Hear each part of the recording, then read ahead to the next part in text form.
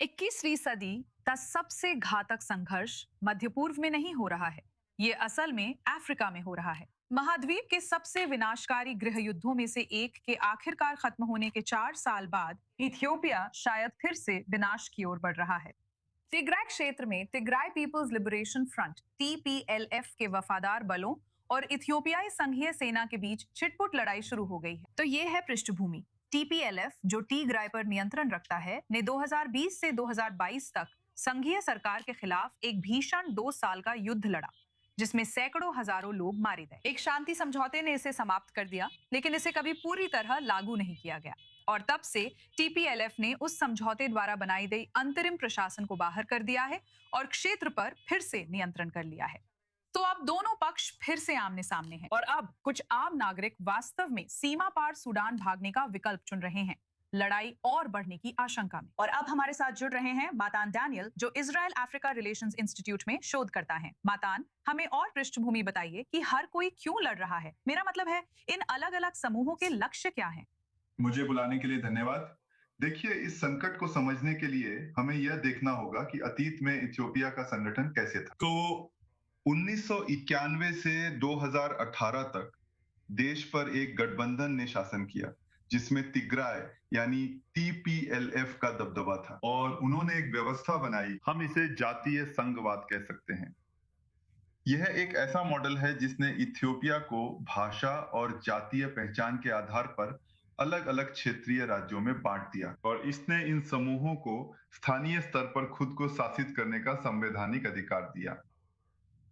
हालांकि इस व्यवस्था ने एक गहरा विरोधाभास भी पैदा कर दिया। जहां इसने जातीय समूहों को पहचान दी, वहीं इसने स्थायी जातीय सीमाएं भी बना दी और उन अन्य समूहों के बीच गहरी राजनीतिक नाराजगी छोड़ दी जो खुद को हाशिए पर महसूस करते थे। तो जब प्रधानमंत्री अभी अहमद 2018 में सत्ता में आए, उन्होंने इसे बदलने की कोशिश की। वह एक केंद्रीकृत अखिल इथियोपियाई मॉडल चाहते थे और उन्होंने क्षेत्रीय पार्टियों को एक एकल राष्ट्रीय पार्टी में मिलाने की कोशिश की और टीपीएलएफ ने इस केंद्रीकरण को अपनी संवैधानिक स्वायत्तता के लिए एक खतरे के रूप में देखा और सरकार ने उन्हें विद्रोही के रूप में देखा, क्षेत्रीय विद्रोही।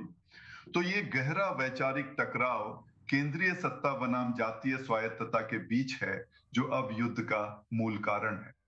वाह! तो आखिरकार क्या आपको लगता है कि जो शांति समझौता लागू किया गया था, वो हमेशा से ही बहुत नाजुक था और कार्यान्वयन में क्या गलत हुआ? मुझे कहना होगा कि ये शुरुआत से ही बहुत नाजुक था। इसने कुछ ऐसा हासिल किया जिसे हम शायद नकारात्मक शांति कहते हैं, क्योंकि इसने बड़े पैमाने पर चल रही युद्ध को रोक दिया था। लेकिन इसने उन मुख्य राजनीतिक विरोधाभासों को हल करने के बजाय और मजबूत कर दिया, जिनके बारे में मैंने पहले ही बात की थी। तो हम तीन मुख्य कार्यान्वयन विफलताओं की ओर इशारा कर सकते हैं। तो सबसे पहले, इसने गैर संघीय बलों को नहीं हटाया, जबकि समझौते में यह अनिवार्य था कि सभी बाहरी सैन्य बलों को हटना चाहिए, उन्हें हटना ही चाहिए। इसमें कहा गया था कि उन्हें टिग्राय छोड़ना होगा।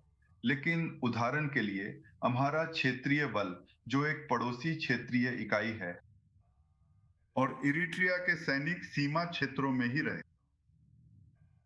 दूसरा बिंदु यह है कि निरस्त्रीकरण और पुनः एकीकरण की प्रक्रिया थी जो रुक गई थी। भारी हथियार छोड़ दिए गए थे, लेकिन बहुत कुछ बाकी था। वहां दसियों हजार पूर्व सैनिक थे, इरिट्रिया के सैनिक, जिन्हें नौकरियों या आर्थिक लाभ के रूप में कोई विकल्प नहीं मिला। तो वे मूल रूप से सैनिक ही बने रहे और भी सैन्यकृत आबादी का हिस्सा बन गए। और तीसरा यह है कि राजनीतिक ढांचा अंदर से ही ढह गया। तो जैसा आपने कहा, जो क्षेत्रीय प्रशासन उन्होंने स्थापित करने की कोशिश की, अंतरिम क्षेत्रीय प्रशासन, वो बस कट्टरपंथी टिग्रायन बलों द्वारा एक तख्ता पलट हुआ जिसने उसे गिरा दिया। और इथियोपिया की सरकार ने आर्थिक प्रतिबंधों का इस्तेमाल किया, तो उन्होंने टिग्राय क्षेत्र का बजट को फ्रीज कर दिया, ईंधन की आपूर्ति सीमित कर दी। इससे हालात और भी ज्यादा हताशा और घेराबंदी की ओर चले गए, या फिर हताशा और घेराबंदी का एहसास। और वहीं से हालात और बिगड़ गए। देखिए, आप जानते हैं, ये तो सच है कि बहुत कम लोग जानते हैं कि ये 21वीं सदी का सबसे घातक संघर्ष है और हमें ये शायद ही कभी खबरों में देखने को मिलता है। मुझे लगता है कि जो भी अभी ये देख रहा है वो शायद यही उम्मीद कर रहा है कि हालात और ना बिगड़ें और ये लड़ाई पड़ोसी सूडान तक भी ना फैले, क्योंकि इस संघर्ष के कई गंभीर परिणाम हो सकते हैं। लेकिन मातान, मैं आपको हमारे साथ जुड़ने और इतनी अच्छी जानकारी देने के लिए बहुत धन्यवाद कहना चाहूंगी। ये वाकई बहुत दिलचस्प था। मुझे बुलाने के लिए धन्यवाद।